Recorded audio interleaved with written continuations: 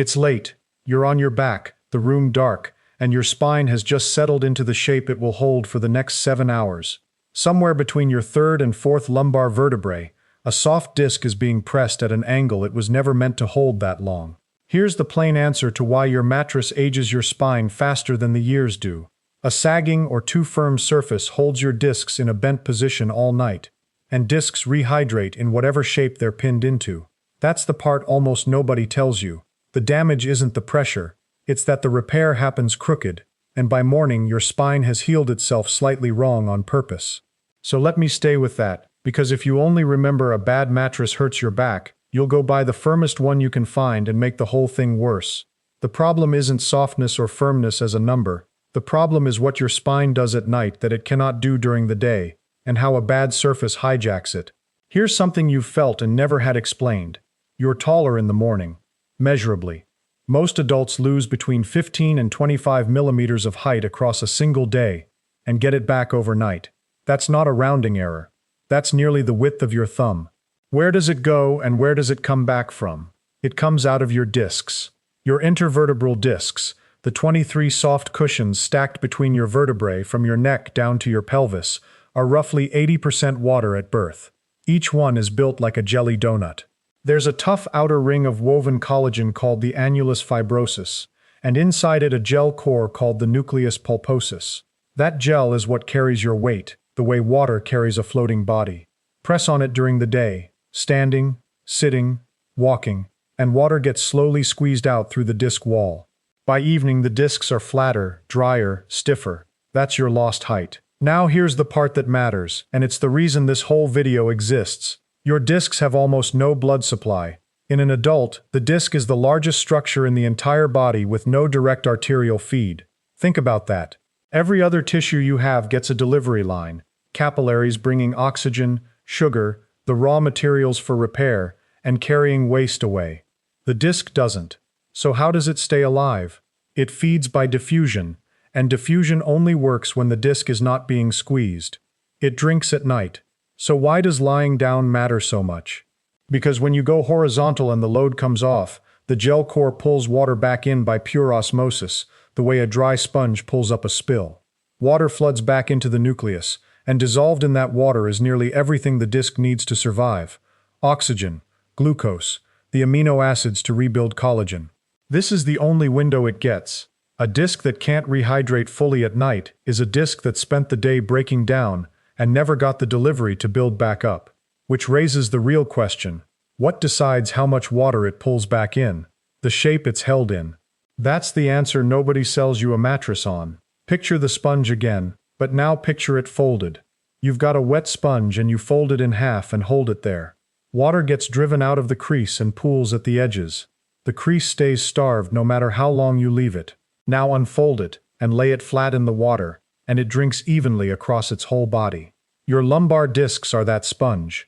When your mattress lets your hips sink too deep, your lower spine folds into a sag, and the front edges of your lower discs stay pinched all night, while the back edges get overfed. When your mattress is too hard and your hips can't settle at all, the disc gets loaded unevenly the other way. Either way, you rehydrate crooked. And because collagen repair follows the loaded shape, this is the piece almost every back video misses. You don't just wake stiff. You slowly rebuild the disc into the bent shape it slept in. I want to be honest about how strong that claim is, because it's easy to overstate. The overnight rehydration is measured and solid. MRI studies going back to the 1980s show disc water content and disc height climbing through the night and dropping through the day, reliably, in nearly everyone. The idea that repair locks in the shape is better described as a strong inference from how collagen behaves under load than as a single clean experiment on sleeping humans. The direction is right. I'd rather you know exactly where the certainty ends. Now, the disc height swing itself. You'll see the figure 2 centimeters taller in the morning repeated everywhere, and I've said 15 to 25 millimeters, which brackets it. But the tidy 2 centimeter number gets stretched. The astronaut figure is the real eye-opener. In microgravity, with the spine unloaded around the clock, astronauts on long missions gain up to 3% of their standing height, around 5 to 6 centimeters, and some come back with back pain and a raised disc herniation risk in the months after landing. That's the extreme version of what your bed does every single night in miniature. The number for a night on Earth is smaller than the internet's favorite version implies. The mechanism is exactly as real as advertised. So let's get specific about what a wrong surface actually does to the machinery. There are two failures, and they're opposites, which is why the advice you've been given is so contradictory. The first failure is the sag. A mattress older than about 8 years, and the average mattress in a bedroom has been slept on for nearly a decade, has lost the structure under your heaviest point, which for most people is the hips. The foam has taken a permanent dent. Materials engineers have a word for this, and it's the same word that describes what happens to your discs, which is not a coincidence. The word is creep. Creep is what any part solid, part fluid material does when you hold a steady load on it long enough. It slowly, permanently deforms. Your mattress foam creeps under your hip every night for years until there's a valley there. Then your pelvis drops into that valley, your lumbar spine bends backward into a sag, and the disc between your fourth and fifth lumbar vertebrae, statistically the single most commonly injured disc in the human body, spends the night pinched at the front. You rehydrate it bent. Have you ever noticed the ache is worst in the first 10 minutes after you stand up, and eases as you move? That's a disc that overfilled crooked, now finding its shape. The second failure is the opposite, and it's the one people cause on purpose. Someone with back pain buys the firmest mattress in the store because firm feels virtuous, the way sitting up straight feels virtuous. And here's the earned contrarian point. For most people, punishing firmness is the wrong instrument. A surface too hard to let the hip and shoulder settle forces the spine to bridge across the gaps. Lie on your side on concrete and you'll feel it. Your waist has to hold itself up because nothing's supporting the gap between your ribs and your hip. That holding is muscular tension you carry all night, and muscles under continuous low-grade tension don't let the spine fully lengthen. The disc can't decompress properly if the muscles around it never release. A large 2003 trial published in the Lancet followed over 300 people with chronic low back pain and found those on a medium-firm mattress had less pain and less disability than those on a firm one. Firm lost. The instruction that felt disciplined was the one keeping people tight. So what's actually correct then? Soft or firm? Neither, as a category. The right surface is the one that lets your spine hold the same gentle shape it has when you're standing relaxed. That's the whole target. Not straight. Not flat, the shape it already likes. And that shape is different for a broad-shouldered side sleeper than for a slim back sleeper, which is exactly why one mattress can't be right for everyone, and why the star ratings are close to meaningless for your particular body. If that just reframed the whole soft versus firm argument for you, and there's a layer coming about what your spine does in the first 90 seconds after you lie down that's stranger than anything so far, this is the moment to subscribe. Because that section is about 4 minutes out, and it's the reason I put this together. Let me name the systems doing this work, because you should know what's inside you. The disc feeds through structures called vertebral endplates, thin, porous layers of cartilage on the top and bottom of each disc, the actual gateways where water and nutrients pass between your bone and your disc gel. As you age, those endplates calcify. They harden and clog, like limescale building up inside a pipe. A 20-year-old's endplates are open and porous. A 60-year-old's are partly sealed. This is central, because it means the older you get, the more completely you depend on a good night's rehydration, because your delivery pipes are already narrowing. A poor mattress at 30 is an inconvenience. A poor mattress at 60 is subtracting from an already shrinking supply. The quality of your sleep surface at 62 is writing the condition of your spine at 72. Now the strange part I promised. When you lie down at night, your spine doesn't just relax. It goes through a sequence, and the first phase is fast. In the first 20 to 30 minutes flat, your discs pull in water quickly, greedily, because the osmotic pull is strongest when they're at their driest and most compressed. This is the steepest part of the whole night's recovery. It's also exactly when your position is least settled, when you're shifting, finding the spot, half thinking about tomorrow. So the most important minutes of disc recovery happen in the window when your posture is most random. Which means the shape your mattress imposes in those first 30 minutes has outsized weight over the whole night. Ever fallen asleep in an awkward twist and woken with a specific, sharp, wrong feeling in one spot? That's a disc that did its fastest drinking in a bad shape. Here's a working picture for the whole thing. Think of each disc as a tiny water reservoir with a one-way schedule. All day, the dam is open and water drains out under the weight of your body, every step, every hour in a chair. All night, the dam closes and the reservoir refills, but only refills evenly if the ground under it is level. Tilt the ground. That's your sagging mattress. And the reservoir fills lopsided, deep on one side, shallow on the other. Do that for 3,000 nights, which is roughly 8 years, one mattress lifespan, and you've carved a permanent tilt into a structure that has no blood supply to repair the damage during the day. The mattress doesn't crush your spine. It refills it wrong, night after night, until wrong becomes the shape.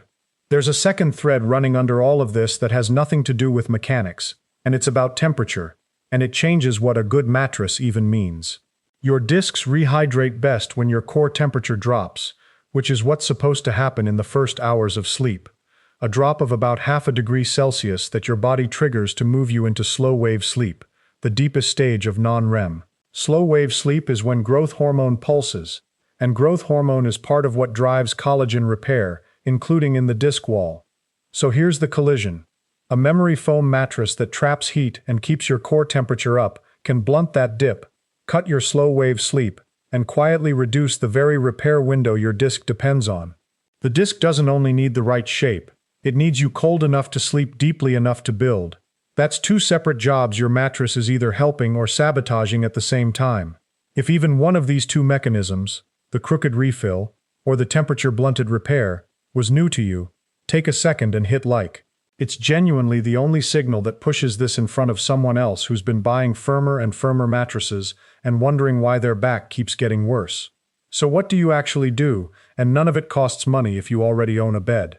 The first thing is a test you can run tonight, lying down, in the dark. Lie on your back on your mattress and slide one flat hand, palm down, into the gap under the small of your lower back. If your hand slides in with almost no contact, and there's a clear tunnel of air under your lumbar curve, your hips are sinking too far, the surface is too soft or too worn, and your lower spine is bridging a sag. If your hand can't get under there at all because your lower back is jammed flat against the surface, it's too firm, and your spine's natural curve is being flattened out. What you want is light, even contact. Your hand can slide in, but it brushes your back the whole way.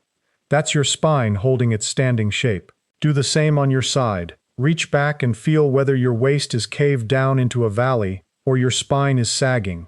On a right surface for you, your spine on your side should feel roughly level, ear over shoulder over hip. If the test says too soft, and you're not replacing the mattress this month, the fix is a firm layer underneath, not a soft one on top. A sheet of plywood or a firm bedboard under the sagging zone lifts the valley out so your hips stop dropping. People instinctively add a soft topper to a sagging bed, and that deepens the problem, because the sag is still there underneath, and now you've buried it. Fill the valley from below.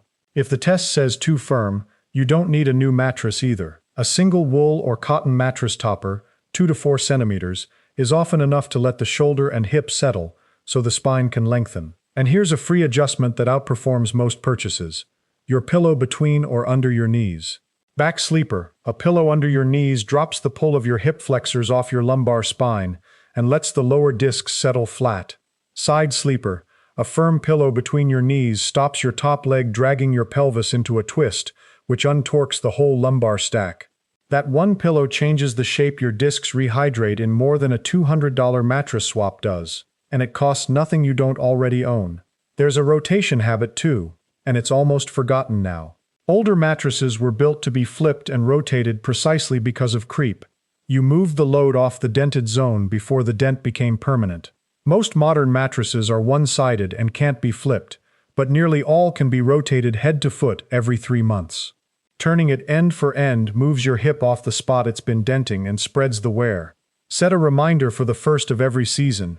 It's 4 turns a year, and it can add years to the surface before the valley sets. And 1 on temperature, because it's half the mechanism. If your foam mattress sleeps hot, you don't need to replace it. A wool mattress protector or a cotton topper wicks heat far better than the foam beneath it, and helps your core temperature make its natural drop into slow-wave sleep.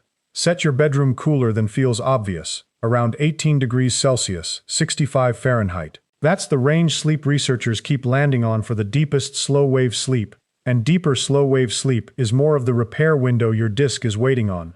Let me be straight about the limits of all this, because I don't want to sell you a fix that's bigger than it is. A mattress will not reverse a herniated disc or rebuild an end plate that's already calcified. What it does is stop adding a small crooked deposit every night to a structure that can't undo the damage in daytime. It's not a cure. It's the removal of a nightly tax you didn't know you were paying. Some spine specialists will tell you sleep surface is a minor factor next to daytime load and genetics, and they're not wrong to keep it in proportion. But minor per night multiplied by 3,000 nights per mattress is not minor, and that's the arithmetic that gets left out. Run the hand test tonight before you turn the light off. Tell me in the comments what you found. Could your hand slide under your lower back with light contact, or was it a wide-open tunnel or jammed flat? I genuinely want to see how the three groups split, because I suspect most of you are in the sagging group and have been blaming your age. And if there's someone in your life who bought the hardest mattress in the shop because they thought it was the responsible thing, and they've been waking stiff ever since, send them this. They're solving the right problem with the wrong tool, and it's costing them a little more spine every night. You're not getting older faster than your years. Your spine is just healing crooked in the dark.